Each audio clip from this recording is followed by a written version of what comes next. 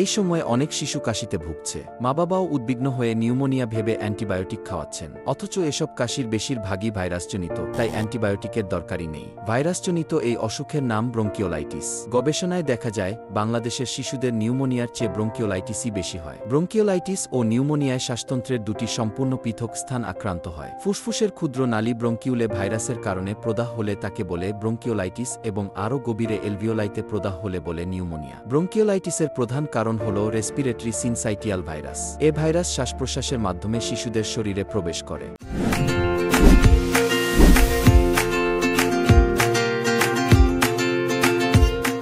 ব্রঙ্কিওলাইটিসের লক্ষণ। ব্রঙ্কিওলাইটিস 2 বছরের কম বয়সী শিশুদের বেশি আক্রমণ করে। এ রোগে নাক দিয়ে পানি পড়ার পাশাপাশি কাশি ও শ্বাসকষ্ট হতে পারে। আক্রান্ত শিশুর জ্বরের মাত্রা কম থাকে, বুকে বাঁশির মতো আওয়াজ হয়, কিছু খেতে না পারা, বুকের পাঁজরের নিচের অংশ দেবে যাওয়া। প্রতিকারে করণীয়: সুস্থ শিশুদের ব্রঙ্কিওলাইটিসে আক্রান্ত শিশু থেকে দূরে রাখুন। সিগারেট, মশার কয়েল ও রান্নাঘরের ধোঁয়ার কাছে তাদের যেতে দেবেন না। শিশুকে কোলে নেওয়ার আগে ভালোভাবে সাবান দিয়ে হাত ধুয়ে নিলে এবং সেই সঙ্গে 2 বছর বয়স পর্যন্ত শিশুর জন্য মায়ের দুধ নিশ্চিত করা গেলে এ রোগ অনেকাংশে প্রতিরোধ করা সম্ভব।